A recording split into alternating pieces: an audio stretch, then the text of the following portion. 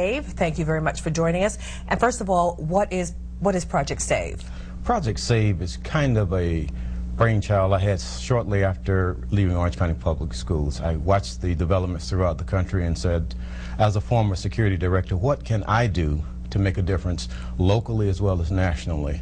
And given that, I partnered with NewTek National, which is a national prominent firm that has done business with us in the past in terms of the Orange County Public Schools, but also in other school districts throughout the country. So NewTek provided the medium for us to get the message out, and Mr. Greg Dotato, the co-founder in this project, has been instrumental in our moving forward. What does SAVE stand for? SAVE stands for Secure Against Vulnerable Environments. Okay, now given the events of what happened at on the University of Central Florida campus, what are your thoughts about the UCF events?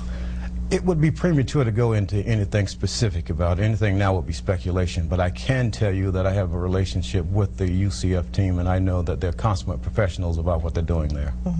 Now, what schools in the area have you worked with Project Save for parents who might be a bit concerned that something like this could happen? Well, we've worked with several local private schools, as well as looking at their systems, what they have in place, and we don't sell anything. We offer to them the opportunity to get an independent assessment of where you are versus where you need to be. And what we're finding is that most administrators realize that there may be gaps within their security systems, and they're welcome the invitation for someone to come out and take a thorough look at them.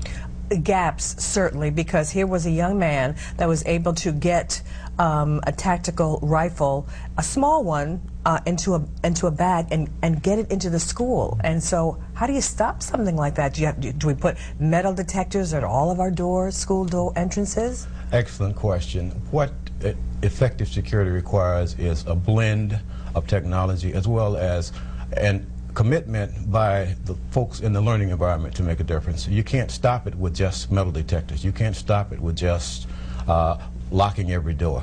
And you also have to do a balance between what is educationally appealing versus what is an enhancement in security.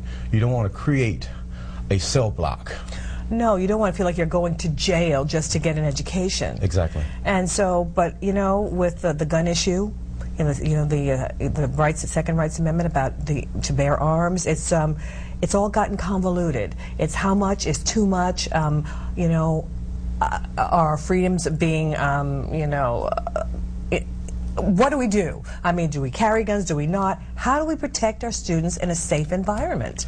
Well, again, you must go back to looking at it from a comprehensive perspective. You need to look at the policies and procedures that are in place, look at the technology that you have, and solicit input from everyone that's affected by it. Your stakeholders, your parents, your staff, your faculty, and even your students. Students play a major role in our ability to keep campuses safe and secure. Well, look what happened in that incident on the UCF campus where that young man, when he was confronted with the deceased, showed the gun to him, he ran into the bathroom, and he was the one that called 911, and they were able to stop what might have been a horrible tragedy. I must say, we rely on students conveying information, and in this case, we must say that the successful end was largely precipitated by that student taking that action.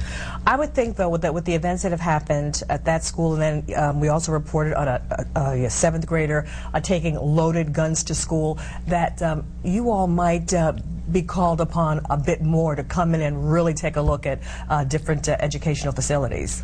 And we welcome the opportunity to do that. We're not out to make profits per se, but I can tell you that what we're seeing now as we kind of canvass the environment is a lot of vendors / contractors are exploiting the administrators. We've looked at systems that were totally too elaborate for an environment, but that's what was sold to them. And again, we don't sell anything. NewTek has a national presence, but we're not here. We're here to facilitate administrators making good decisions within their budgets, within their environment, and within the commitment to maintain a safe and positive learning environment.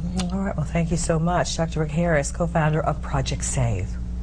County-by-county coverage now from Marion County, where the Sheriff's Office has just released dash cam video of a chase that led to a weekend arrest in Dunellen. 45-year-old Philip Quincy Bryan is accused of failing to yield to a patrol car forcing a deputy to slam on the brakes to avoid a collision. That led to a high-speed pursuit, which you can see, leading to Brian's arrest. He's charged with felony flight from a police officer. Our county-by-county coverage continues in Lake County, where a boil water alert has been issued for parts of Claremont.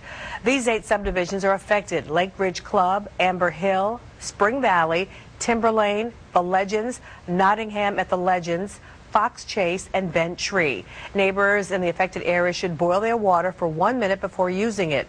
The alert was issued after a water main break on U.S.